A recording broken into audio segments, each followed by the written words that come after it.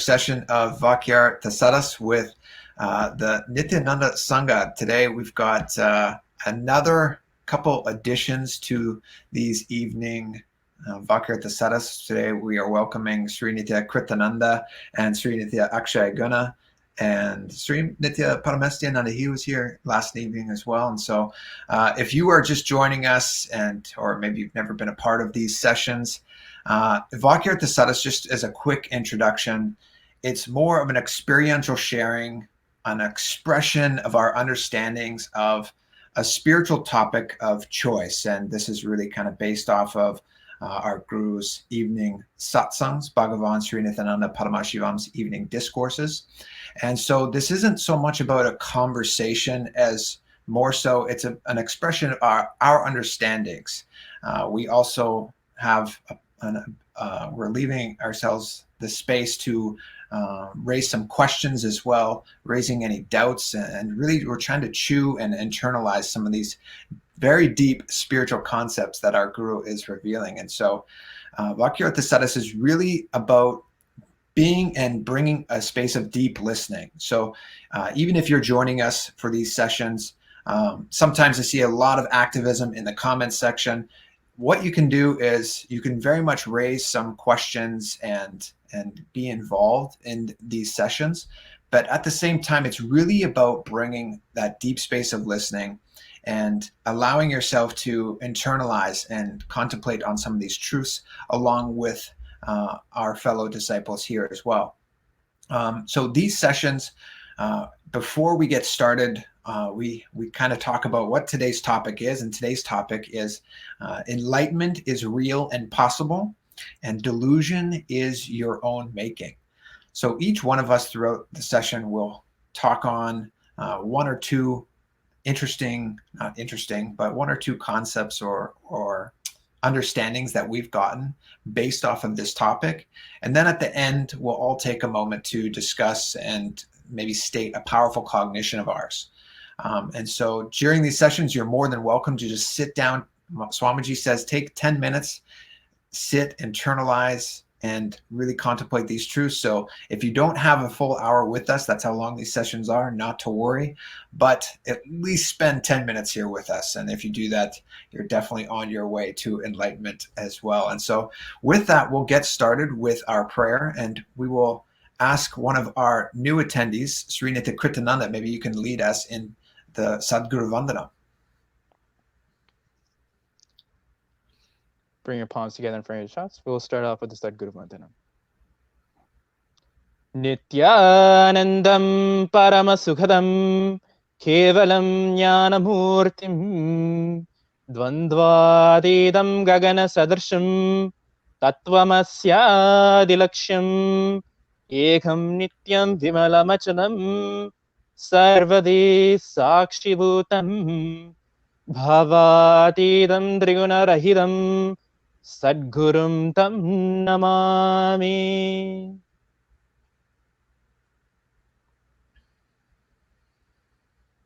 Thank you. And if you were not aware, Sri Nithyananda, he was a part of the original or the first ever Vakyartha Sadhasas that were happening in our Guru's Dinam, and he was a part of a lot of sessions. He was saying 4 hours of Vakyartha Sadhas every evening, and so he understands the context, he understands the proper flow of these sessions, and so maybe if I've missed anything in setting context, Manana, you could maybe touch base on that, and maybe you could lead us into the topic of choice, which is enlightenment is real. Enlightenment is real, and delusion is your own making. Nithyanandam.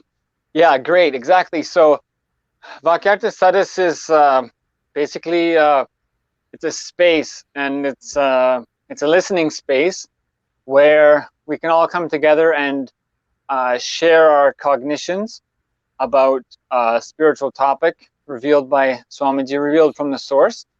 So it's, has the spiritual purpose of aligning ourselves to the source. When we do that, when we allow the source consciousness to flow in our life, that is something that never leaves our system. And so even as that, it's part of the Vedic nightlife. So traditionally, the Vedic nightlife, instead of going drinking alcohol, partying, having troubles with crime, relationships, those kind of things, there's different styles of Vedic nightlife.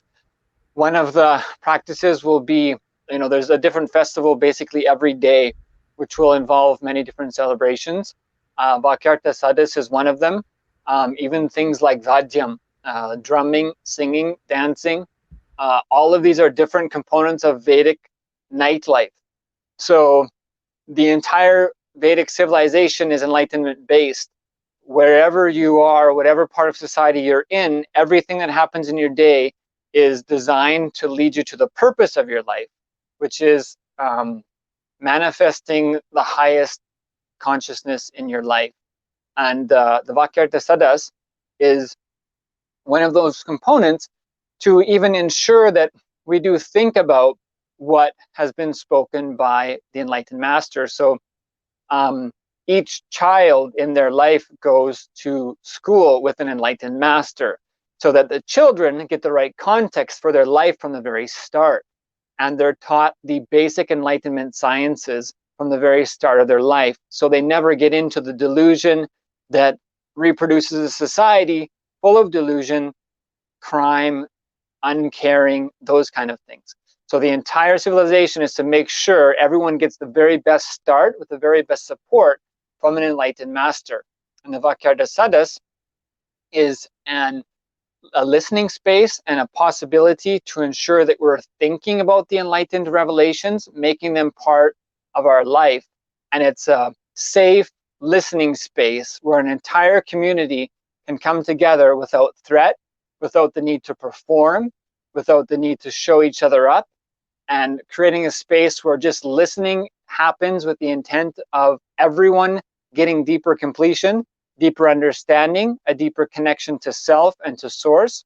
And these are some of the beauties of the Vedic tradition and Vakyartha Sadhas. So these are some of the understandings I've had from what Swamiji has shared. And so we can start, I think, Nithyananda, just if there's nothing else, we can start, go ahead and repeat the topic again, and we'll just start with our sharing. Yes, so the today's topic is enlightenment is real and delusion, and delusion is created by us. And so before, as I mentioned, right when we got into this session, we all quickly take a note and write down a couple clicks that we get from Swamiji's discourse, Swamiji's satsang. And for me, I guess I can lead us into, I'll lead with my first point, that we were discussing this last evening, that the delusion, we are questioning why are we, like, why is Paramashiva putting us into delusion? Why is this happening? Why is this happening to us, as if we were victims of something? And beautifully, Swamiji at the end of this satsang said that, no, we're choosing for delusion. Delusion is created by us. And it, for me, it was such a big click, because ultimately all 5 aspects of Paramashiva are happening simultaneously. The fact that you're manifesting and the fact that you're being liberated is happening at the very same time. So you're constantly being liberated, and you're constantly manifesting, and you're constantly being put in the space of delusion along with the other faces. But it just made sense that for me, always being in that space of powerfulness, even when we're choosing for delusion, it is our choice. That I am the one that is responsible for my reality, and it's not some happening that I didn't choose for. Delusion was chosen by me, and that's okay. But unless I first take responsibility for being in delusion, then the opportunity or the experience of liberation isn't possible. And so for me, I just had this big click that we need to take responsibility for each of the 5 aspects, each of the 5 components. And yesterday we were kind of chewing on this and like, why would this happen against us, as if it wasn't our responsibility. But as soon as I had this understanding that, no, I am responsible. Swamiji said this, and I was like, oh, like, yeah, it's my responsibility. It was my choice. I was in power at that point, just as I am in power now to be liberated as well. So that was just one, that was the main click that I had, as Swamiji said at the end of this satsang. Nice. I just want to reference, right before we started recording, we usually spend a few minutes just talking amongst ourselves. And I really feel that's when a lot of the, when we speak without any pressure of trying to think of what to say, some of the best things come out. And Ashutosh Nanda here was speaking about us being Paramashiva without the complete knowledge of ourselves. And then it's like having too much power without knowing how to use it. And when we use it improperly, we fall into delusion. So I just wanted to hear more about that from Ashutosh, because I feel like that's a really like an empowering way to look at ourselves. And because both we are claiming that the power is ours, and we're also stating that we also need to take responsibility to learn how to bear and use that power in the proper way and align ourselves to the Paramashivatva space. Yes, yesterday the blind spot that I was facing was, if I'm creating delusion, then how can I create something that is not Paramashiva? So I was stuck there. And today in the satsang, one part that to add to what Sri Nithyananda mentioned is that Paramashiva gave us the freedom. He gave us the freedom. So that the freedom is his creation. With that freedom, the delusion we create is our creation. He did not create delusion. And the powerful cognition I got was, that is why Swamiji says Trobhava is pulling out of delusion. His action is taking us out of the delusion that we created, because he gave us the power to create. So for me, that was really the thing which fit everything together. And that now I like, it's clear understanding and clear, like the pieces of the puzzle are fitting together.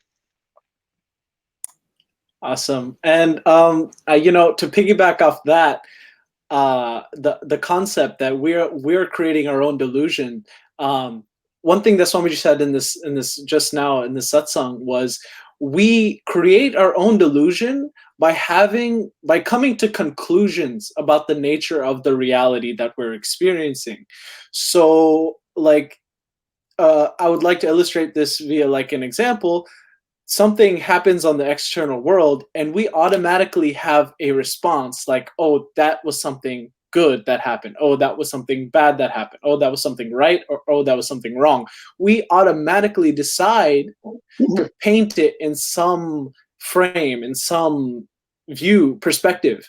And Swamiji says when we paint those perspectives, a lot of the times we don't paint them properly, which leads to this space of delusion, because we become attached to our conclusions of the reality.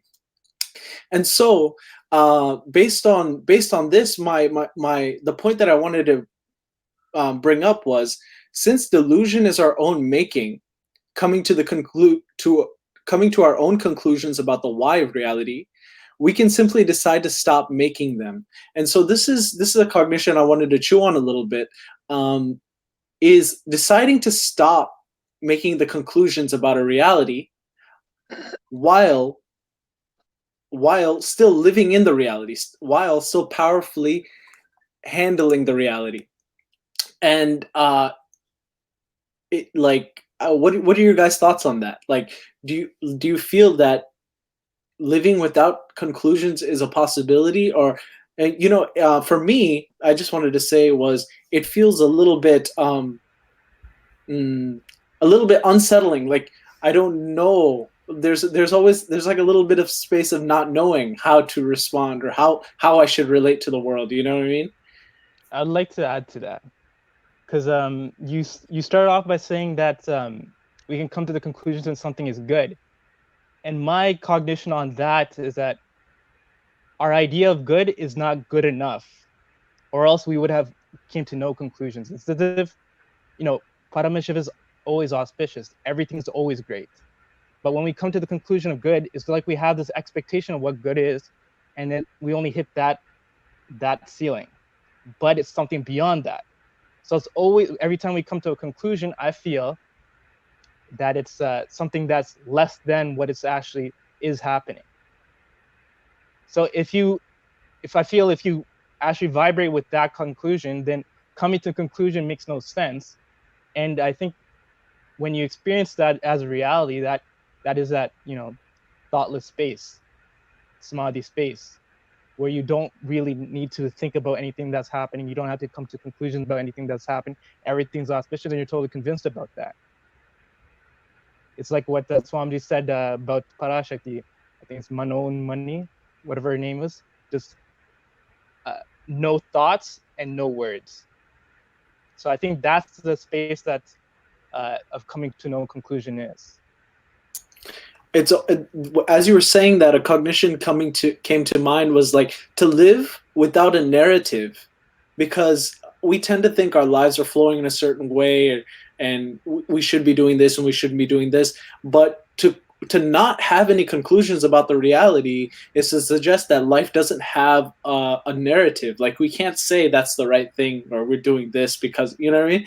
So it again, it comes back to the space of feeling a little bit uncertain about like how should, if we're not supposed to draw conclusions, then how are we supposed to do? You know what I mean?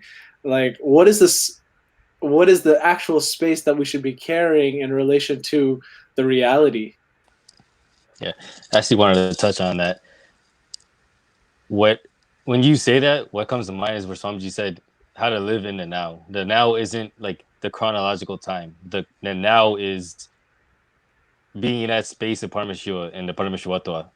So if you're in that space of Paramashivatva, you wouldn't need to have a conclusion of what to do in that moment, because Paramashiva would just flow through you and do in that moment. So one of the things the masters always say is that just live now, live right in the present, right? Because there's no right and wrong. For one scenario, there could be multiple different solutions, right? So you can't decide beforehand what you need to do for a current situation. You can only act on that right here, right now, because only in the current moment will you know what's actually right for that situation. So that's my take on it, because I've had multiple situations even in my life where if I had done the same thing for one situation in another instance, it wouldn't have worked. But only in that one particular moment was I able to do that one thing that I normally wouldn't do. So an interesting thing you pointed out was that there's multiple ways of handling any one given situation, right? There's multiple ways of handling it, and and when you said that, I was able to see, like when we have a conclusion about how we should be doing something, we tend to only see the one way. But you had also mentioned the space of Paramashivatva, and in my own life, I experienced that space most readily when I use the Mahavakya. And when I use the Mahavakya, I come to like this unclutch zone where I don't have a conclusion. Rather, I just have like a bunch of like it feels like options. So yeah, I wanted to share like when we don't have a conclusion, we're actually opening ourselves to see the possibilities rather than a fixed way of living. our reality. Yeah, and I think that's why Swamiji, he always says powerful cognition is not powerful conclusions, right? Because from a cognition, you can decide how to do something, but with a conclusion, it's just dead set, and there's no other way to do it. So that's why cognitions are what give you those options that you're talking about. That's why we should always just be rooted in the Shastras, right? The Vedas and Agamas. If you know the Vedas and Agamas, then from there you'll be able to make any decision that you need in that moment.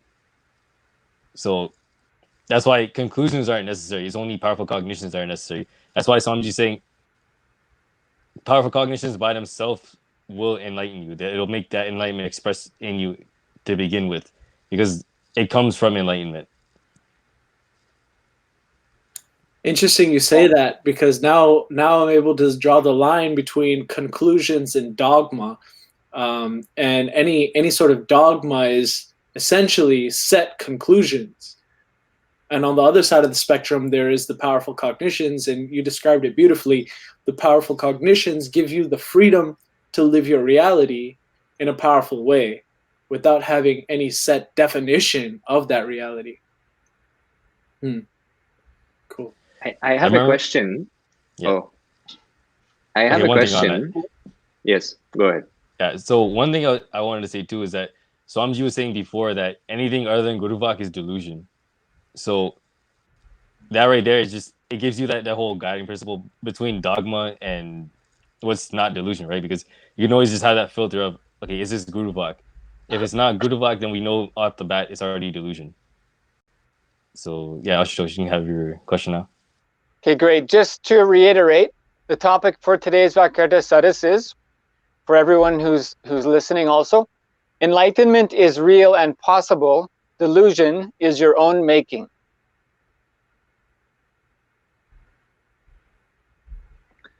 The question I have is, the cognition that I have right now about how to handle situations as they come. On paper, a certain situation can be handled in many ways, but in that moment, there's only one way to handle it. And to know, and for that knowledge to be revealed to you, you have to be in the now. You have to be in the listening of the moment.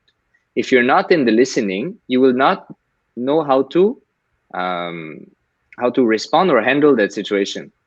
So my question is, that's the cognition I have about it. Now my question is it like that, or is there many possibilities of handling the same situation while remaining in that space of listening? Because I feel that the listening narrows down all the possibilities to what needs to be done now. The same situation at a different moment can be handled differently. And even if they are handled differently, you're still handling it, you handle it perfectly. Even though in terms of actions, it might be different. That is the cognition I have. So I'm wondering, is it that? Yes. Was that with the assumption that there's only one perfect action? No, one perfect space, and that is the space of listening. So my whole cognition revolves on that space. You have to be in that listening. Without that listening, you will not know how to handle the situation. Yeah. So what I would say to that is, Swamiji, he himself said there's always 21 solutions to every problem, right? So it really just depends on what it is that you want and how exactly do you want it. Because depending on what you want, you're gonna have to handle it in a different way. So somebody might want to fight, so they might have to handle that in a way that'll take it to a fight. Somebody might want a conflict-free resolution, so they might want to handle it in a way where it's gonna just completely end the conversation. Somebody might want to be enriching somebody, so they might need to steer it in a way where it's gonna help that person, and they need to continue the conversation. So only in that moment will you know what it is that you want, and from there you'll know which of the 21 possibilities you need to take in order to manifest the reality that you want. I just wanted to. So each individual have their own listening, and they have their own perfect response according to their listening. So that's one dot I wanted to connect between what you were asking Ashutosh, what you were saying Ashutosha, and what you were asking Kritananda, whether or not there's one perfect response to any particular situation. I think what Ashutosha was saying, and correct me if I'm wrong, is from the space of listening, that listening being not having a conclusion, rather being open to the possibilities of the various conclusions. Is there a one thing that'll be? Is there one effect, or is there one situation that'll be the right one? I think is what Kritananda was saying. Like, is there one perfect solution? And I don't know. I want to first by saying that. Second of all, I have an idea of what I think might be the case. I feel like when you're in the space of listening to the scenario, to Paramashiva, you begin to be revealed the various different pathways. It's almost like akin to a map. There's more than one way to get to a destination, but you have the choice, and you have the foresight and the vision to see which is the best way you want to take based on what you want to do in the situation. And that's how I feel like it's been revealed to me, and in my own experience. Did you have anything to add to that, Ashutosha or Kritananda?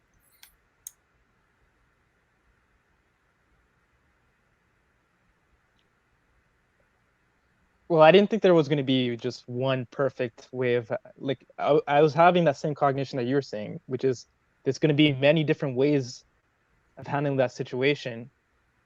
But and like as Akshay Guna says, you have to factor in what is it that you personally want, and how we can coexist and accommodate for all that, whoever's involved, and accommodate for all that to happen. So keeping on topic then, if the topic is enlightenment is possible, so if the goal or the vision is enlightenment, then is there one perfect action, or is there one route that we should be taking? I think definitely no, because that's the reason why we have 300 million different gods and goddesses. They all have their own way of attaining that enlightenment. They all have their own path, and I'm sure that we can all create our own path as well once we find our own enlightenment, or we can attune ourselves to whatever path each of these gods and goddesses have achieved. Yeah.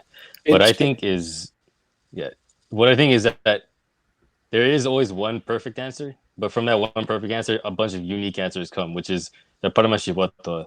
If you're always in that Paramashiva, that's always immediate right answer. But from there, based on our own unique expression, you'll get whatever is perfect for you specifically.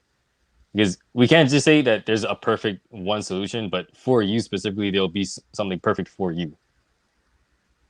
Yeah, so somebody was going to add, I think it's Paramashiva. I just wanted to reference when Drita rehashed the topic. Enlightenment is possible, and we are the ones to put ourselves into the delusion space. When these 2 points are conjunct one another, when we portray the topic like that enlightenment is possible, okay, that's at that point, that's just a statement, right? We may not know that as an experience ourselves, but it's true because Swamiji has said it is, right? And it's that is a conclusion that we are holding as the truth. So enlightenment is possible, and the delusion is our own doing. And that is what we've been talking about during this whole Vakyartha Sadhas thus far. So can we draw the conclusion that enlightenment is a lack of drawn conclusions? It's the complete space of listening, being established in listening rather than being established in any one conclusion. And this goes hand in hand with what Nityananda was saying is the vastness of Hinduism, that there's so many millions of gods and so many millions of possibilities of expressing that enlightenment space, that Paramashiva space, because each one of those avenues is just one more space of listening, one more zone, one more frequency of listening, rather than any conclusion. Yeah, one click I just had while you were speaking is that we're looking at this at a one-dimensional standpoint, where what Swamiji is saying about the 5 phases of Paramashiva, that for every phase there's 5 different phases, right? Everything is multidimensional. So I think we have to go away from more of the, is it conclusion, is it powerful cognition? It's all of these things and more. That perfect listening space has to be there. The powerful cognition has to be there. Your unique expression has to be there. Paramashiva has to be there. All these things have to be there for that enlightenment to be achieved and to express itself. Because one thing I know for sure from what all the masters say is that enlightenment is not something that you can describe with words. You have to experience it, because it's literally beyond words.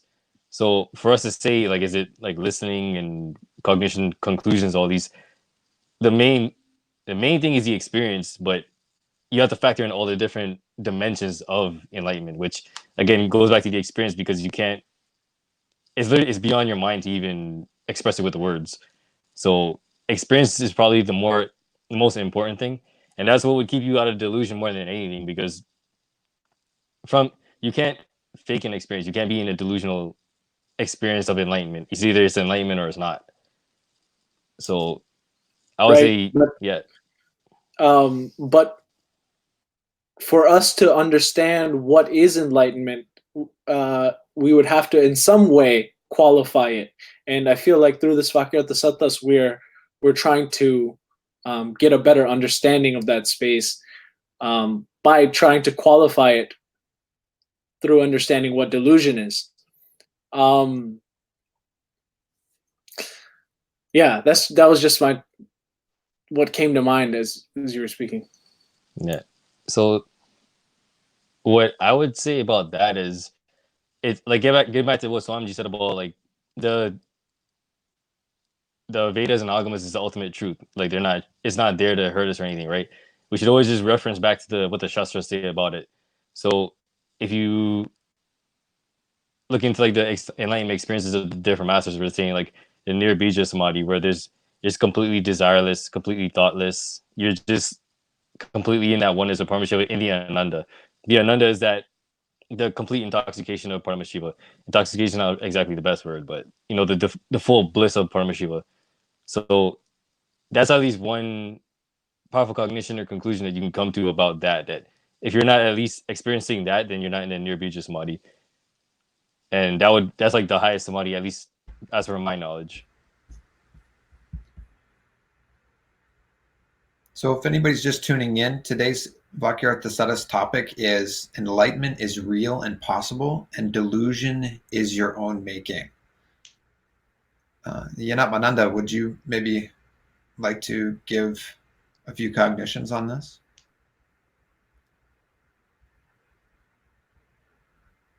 I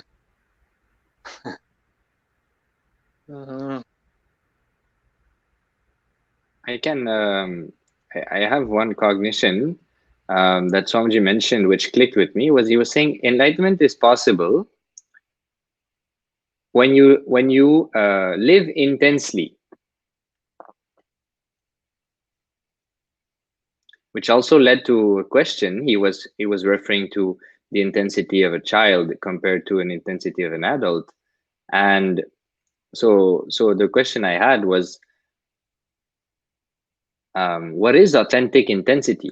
What is that real authentic intensity that the child is established into, that allows him to, Swamiji was saying, play around during satsang, but at the same time cognize what Swamiji is saying, whereas adults will be sitting like top straight, like super yogi posture, everything. But he says even then your listening cannot be compared to the listening of the child who's just running around doing other things. So that's a question I had when Swamiji mentioned that.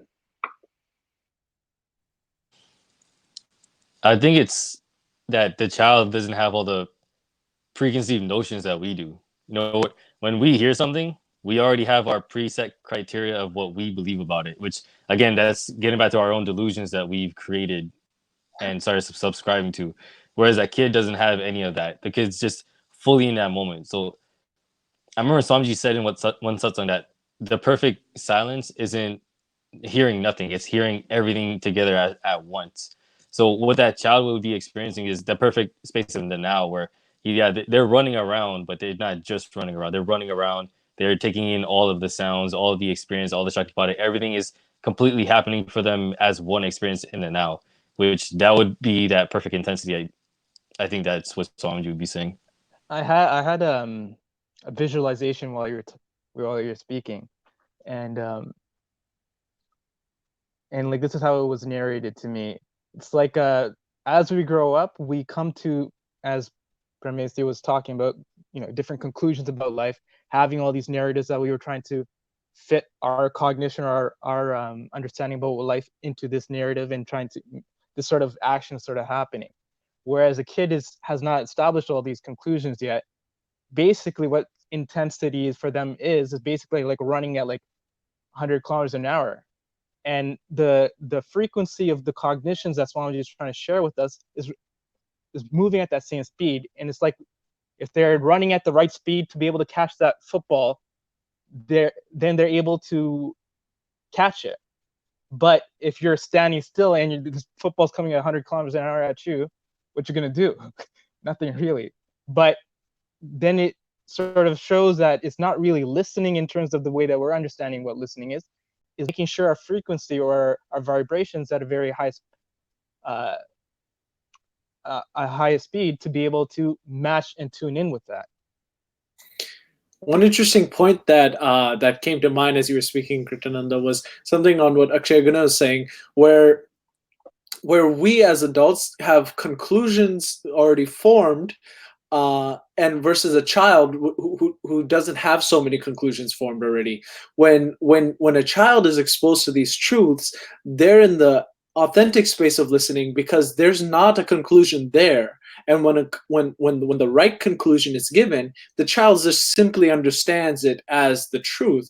But for us, a lot of the times, what we wind up doing when we claim we're listening, we're actually just comparing what Swamiji is saying to what we feel as the reality. And we a lot of the times don't understand, or we miss the truth. We miss that part. We tend to compare and try to weigh the differences, but rather that's where a lot of the friction comes, to drop our own conclusions and our attachments to those conclusions, and in turn just relax into the reality of the situation. And I feel like that's where the intensity comes, because I feel like an individual needs a certain amount of how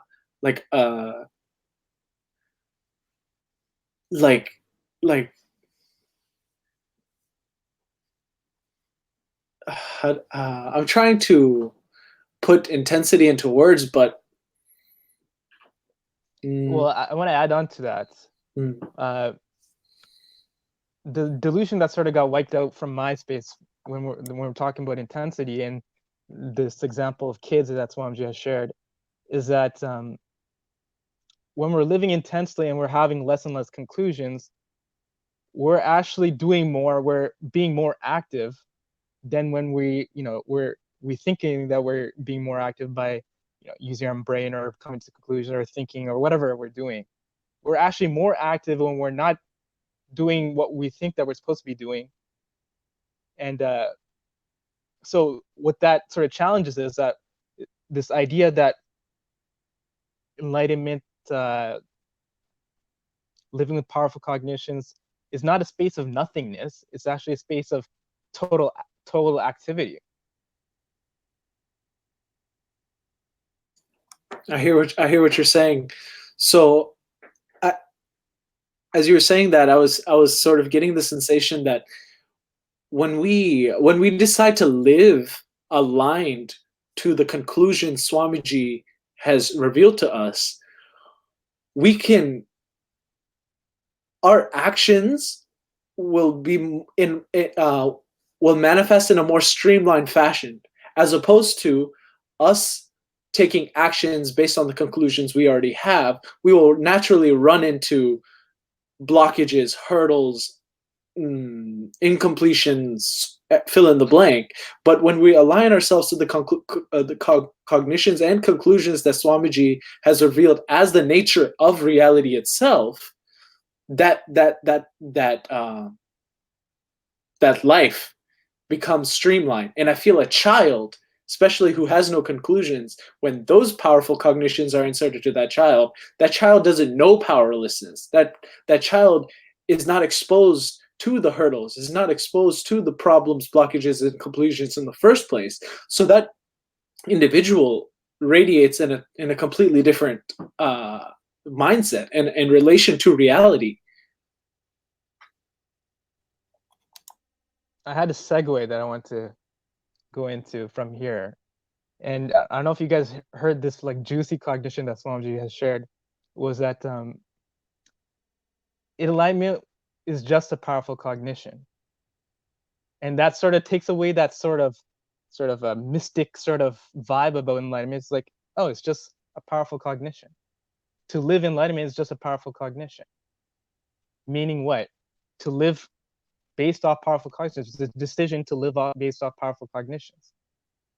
Not to entertain any sort of powerlessness, not to entertain any sort of resistance, not to entertain any sort of friction, any sort of tantrum throwing activities. When he said that, I'm like, whoa, it's that simple. And that's the way that he's been trying to share it with us too. He's like, you can be enlightenment right now. It's just a decision. I hear that, and I feel like, especially when you already have drawn so many conclusions within our own lives, it requires a tremendous amount of trust in what Swamiji is saying, and trust in relation to who Swamiji is to us individually, for us to move from our train of thought, our track, to the track of powerful cognitions and enlightenment. As an experience, I feel like in personally speaking, sometimes that can feel a little unsettling, but as an experience, I can say that the more I decide to align to the powerful cognitions, the more clarity and understanding I have about life, and how life is working around me and how I relate to life. And just the decision to align to those powerful cognitions, that is in itself integrity. I think Sri Nanatma, you one of your questions in the beginning was was what is integrity in relation to this whole thing? Where does integrity fit into this whole aspect? And I feel like this is where it is, like when we decide, okay, our own conclusions are not the answer. When we have that maturity, and then the second step is, okay, I know the answers, and I'm trusting the answers are Swamiji's conclusions that he's revealing to us, and moving from that point A to that point B authentically and consistently is integrity. Any thoughts on that? Yeah, can you repeat that, please? I didn't catch all of it. Wasn't listening entirely. So when we have our own conclusions, deciding to first understanding that our own conclusions are a lot of the times delusion, and understanding and having the trust that the conclusions that are drawn and revealed to us by Swamiji are the truth of the nature of reality. First, seeing that and deciding to align to that is consistently is integrity. So moving from our own drawn conclusions to aligning to Swamiji's powerful cognitions consistently and authentically is integrity. Is kind of how I was wanting to tie in integrity to this whole concept. Mm-hmm. Yeah, exactly. definitely. So just to reiterate, the topic for today's Vakyartha Sadhas is enlightenment is real and possible. Delusion is your own making. Yeah,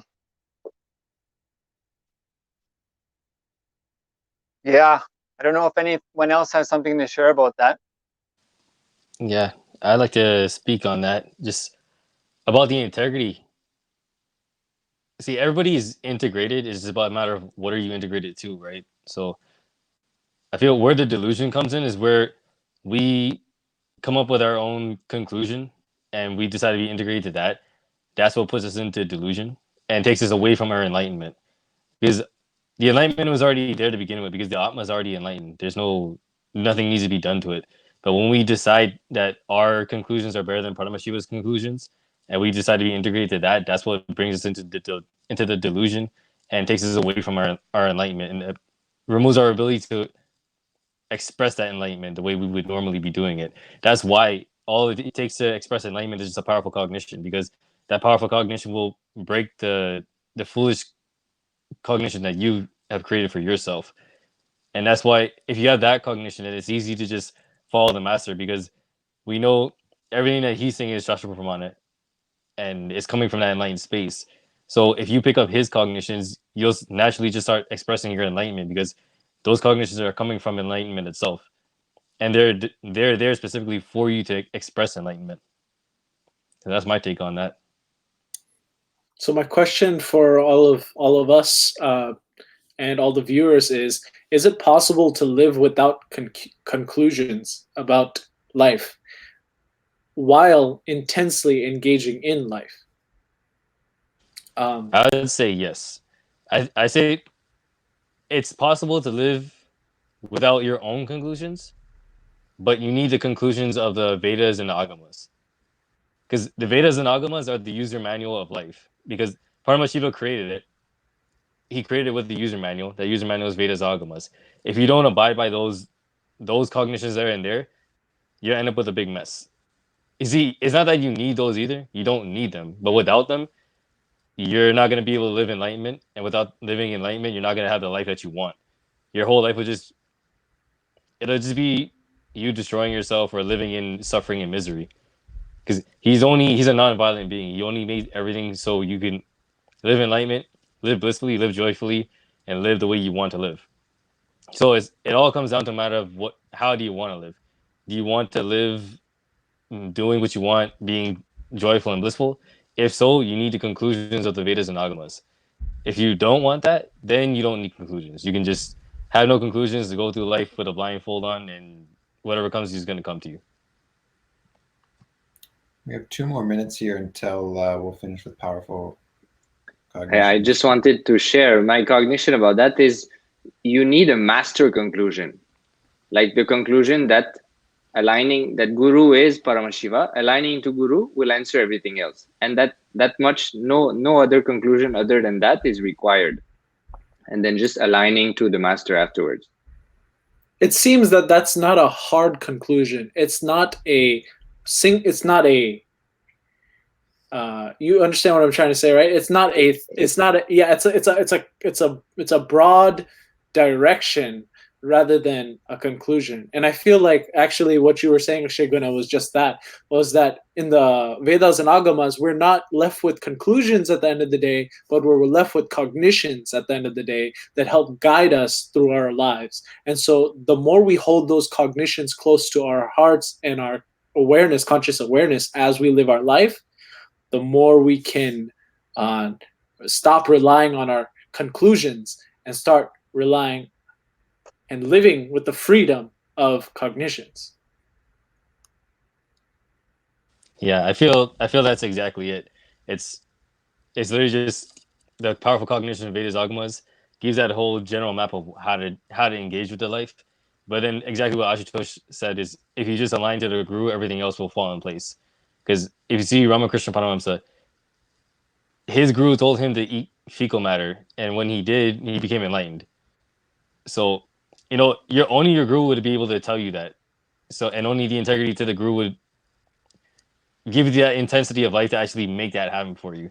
Whereas it's not that everybody's going to need to do that. It's not for everybody. Just specifically for him, he needed that because he's a very strict Brahmin, very, very clean and everything, right? So that broke that cognition in him, or whatever pattern was in him that made it so that he needed to just have that one big breakthrough. So Yeah, we Krishnananda, have you're going to say something? we have 10 minutes here. Krishnananda, you can add on to that if you'd like, but then tie in your powerful cognition. Take about 90 seconds or so. Actually, this probably could be my powerful cognition, because after what actually Yugana has shared, and it was actually one point that I made earlier, is that it's actually reflecting on the beauty of the Tatpurusha Murti face, which to me, like the way I sort of visualize after today's satsang, what the Tatpurusha Murti face does is that throughout life, just like how Brahma came to the conclusion that he thought he was, all that, and it took Kalabhairava to come down to sort of remove the head that polluted his space and bring him back to Paramashiva.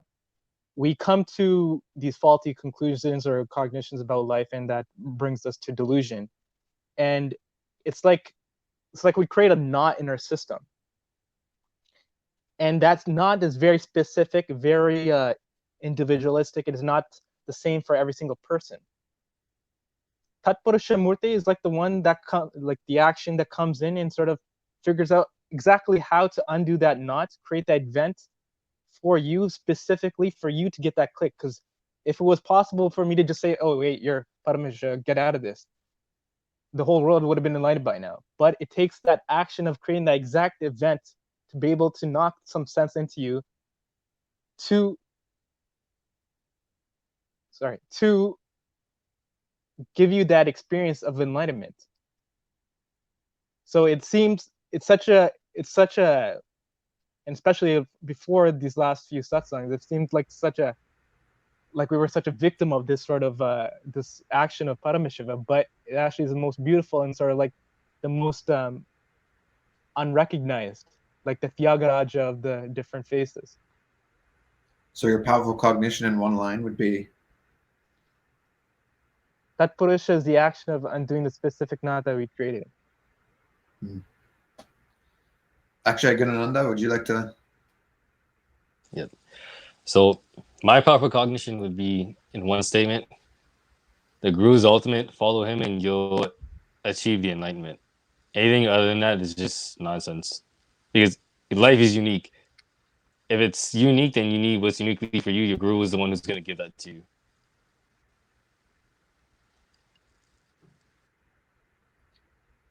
You're not Mananda? Yeah, so my powerful cognition is whatever we call as enlightenment, being free of our delusions and corruptions, is something that comes from a space beyond understanding and beyond words. But the incarnations happen for the purpose of leading us to that liberation beyond logic. So being enlightenment is real and possible, and delusion is our choice, then the choice for what we call as enlightenment is to apply what the enlightened incarnation says, and to give and to make sure that to give ourselves maximum opportunity to check that we're aligned with that. So the powerful cognition is you have the opportunity to align yourself constantly to the enlightenment cognition. And I want to piggyback right off of that, because I just wanted to say I think so much depth has been covered in this Vakyartha Sadhas, but for me, the powerful cognition that boils down at the end of all of this for me is we have the power to both not align to the cognitions that Swamiji has revealed, and the power to align to the powerful cognitions of the nature of reality that Swamiji has revealed. And my powerful cognition to everyone is try aligning to the powerful cognitions revealed by Swamiji and see how that changes your experience of life. Do a litmus test, if you will, and see how your life changes by aligning to Guru Vak. And based on that, decide to continue on that path, because I guarantee each and every one of you who decides to align to the powerful cognitions revealed by Swamiji with integrity will see a drastic change in how you relate to life and how life relates to you as a being. So is that also the powerful cognition for you? Because you were That saying is that is. Okay. Nithyananda, so my powerful cognition is, don't try to understand or to give meaning to the actions of Paramashiva. Just surrender and align. So each of the decisions I make in my life should be rooted in a powerful cognition given by Swamiji.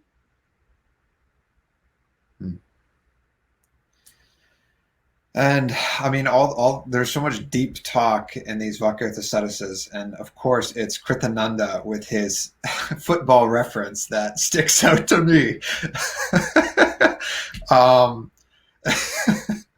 As soon as you said that visualization was perfect for me, I totally had this click with. I mean, it's always athletics. I don't know why, but. The quarterback, Paramashiva, he's stepping back into the pocket and he's throwing you not just a Hail Mary, but the touchdown pass. And he's throwing that at full intensity because it's going to the end zone.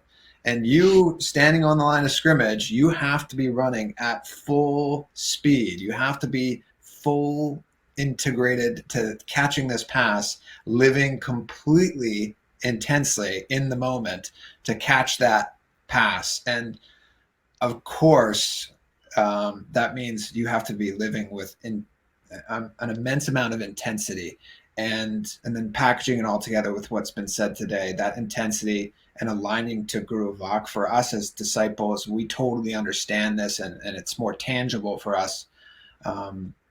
But being integrated to Swamiji and integrated to Guru Vak, living intensely, that's the running to catch that touchdown pass. And so that was like a perfect visualization for me. I was looking exactly at you when I was saying that.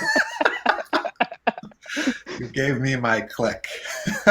Thank you. Yes. And for everybody else that has been a part of this session this evening, please let us know in your what your powerful cognition is from this session. Is there a click? Is there a visualization? Is there a touchdown pass that you understood in a deep way throughout the session? And if so, let us know in the comment section. Just type it in there. And it's not for us at all. It's for you. It's for you to really cherish and internalize and move forward into your daily life. And so everybody else that was here with us with the session, thank you as always. Nithyananda and Akshay Guna, Kritananda have been amazing additions to these sessions, and we're also continuously working towards expanding. We will be moving towards a Zoom session, so hopefully anybody that is following online on the stream, you might be able to join in on these Zoom sessions, and we'll keep you all posted with that as well. And so with that being said, Mananda, would you have anything else, or anybody else have anything you want to add within a minute or so, or a few seconds? And if not, we can have Kritananda guide us into the closing prayer. I just have one small request to all the viewers. If you guys have any other questions to add on to or expand any of the cognitions we discuss in the Vakyartha Sadhas, please leave them as comments, because I'd like to hear about it and maybe delve deeper into that direction. Because the end goal is to actually reach to develop deeper cognition. So please do that. So, and thank you guys. And as I've said this in previous sessions, I won't always pull up each question. We will try and stay down a specific thought current, especially if it's off of the topic. But yes, definitely leave comments, and we'll get to those even after the sessions are closed as well. So with that, we're on the final hour. Nithyananda, would you like to close out the session for us? Actually, I'd like to ask Akshay Agana to close it for us. Beautiful. Since I opened it. All right, Nithyananda. Om Purnamada Purnamidam Purnat Purnamadachuti Purnasya Purnamadhaya Purnamevavashishate Om Shanti Shanti Shanti Hari Om Tat Sat Sarvam Bhagavat Shri Nithyananda Paramashivam Padukarpanamastu Om Nithyanandam. Nithyanandam, everybody. Nithyananda, everybody, thank you very much for tuning in, and we'll see you all in future sessions. Nithyanandam. Nithyananda.